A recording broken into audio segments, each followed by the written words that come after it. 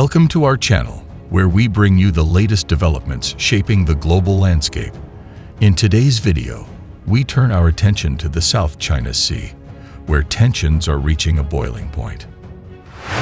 Recent reports have revealed a significant military maneuver by the United States and the Philippines as they deploy the USS Ronald Reagan aircraft carrier to the contested waters of the South China Sea. The South China Sea is a critical maritime region through which trillions of dollars in trade pass annually.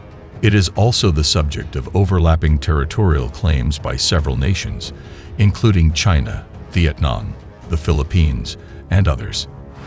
The deployment of the USS Ronald Reagan is a clear message from the United States and its allies that they are committed to maintaining freedom of navigation in the South China Sea. It's a response to China's increasingly assertive behavior in the region.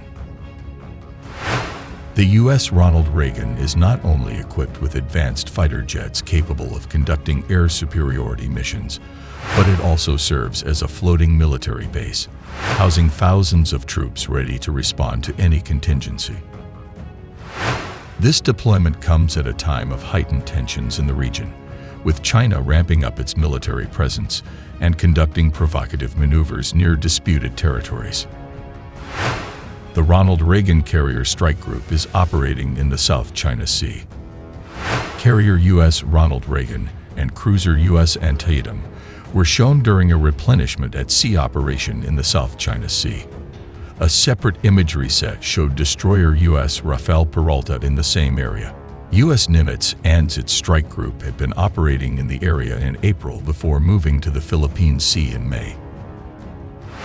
The two carrier strike groups held drills with Japanese, French, and Canadian ships from June 7 to 10 in the Philippine Sea and East China Sea as part of Indo-Pacific Command's large-scale global exercise. The Reagan CSG participated in Exercise Noble Typhoon from June 10 to Wednesday with the three countries, the Japan Maritime Self-Defense Force said in a release on Thursday. Noble Typhoon involved anti-surface, anti-air, anti-submarine, and replenishment at sea drills between the ships, and a French Navy social media post on Saturday stated that Lorraine was integrated into the Reagan CSG for the exercise. The Philippines and the United States will carry out annual military exercises next month in key locations including Philippine Islands, facing the South China Sea and Taiwan, as tensions with China in the region continue to simmer.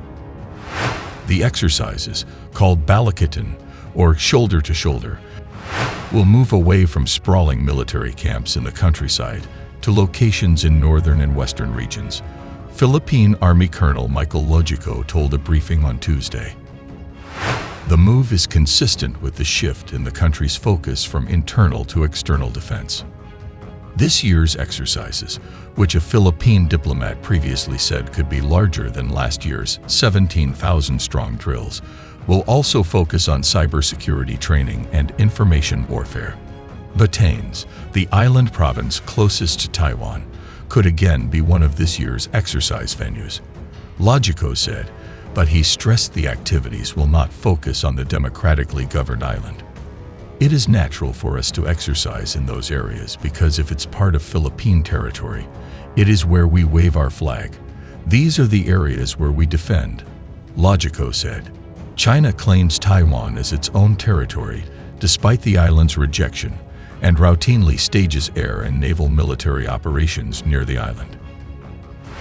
The exercises will also include areas in Palawan province in the South China Sea, where frequent maritime run-ins between Manila and Beijing have occurred over the past year.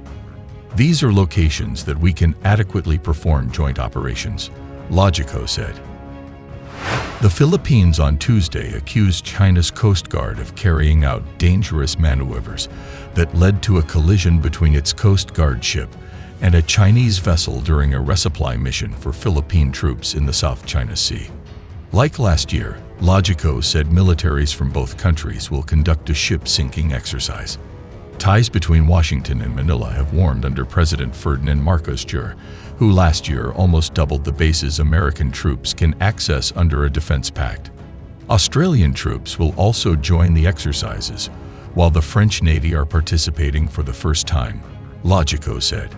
France and the Philippines are both seeking authority to negotiate a military agreement.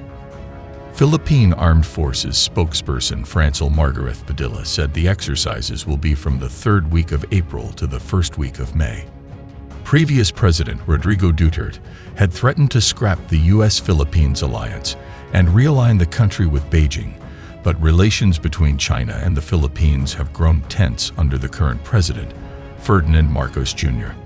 Marcos, the son and namesake of the disgraced late strongman president, has sought closer ties with Washington, granting it access to 4 more military bases, including several close to Taiwan, though not in Batanes, and announced joint patrols in the South China Sea.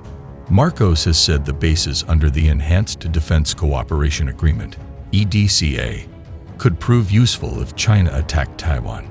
Security officials in Manila said they believed any military conflict in the Taiwan Strait would inevitably affect the Philippines, given its geographic proximity to Taiwan and the presence of over 150,000 Filipinos on the democratically governed island.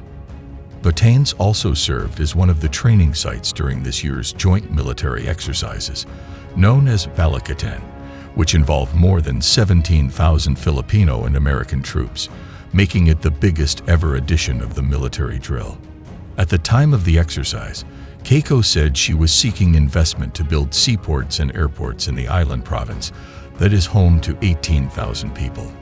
The province could harbor Filipinos fleeing Taiwan if conflict breaks out there, and residents have been worried about mounting tensions, according to local government officials.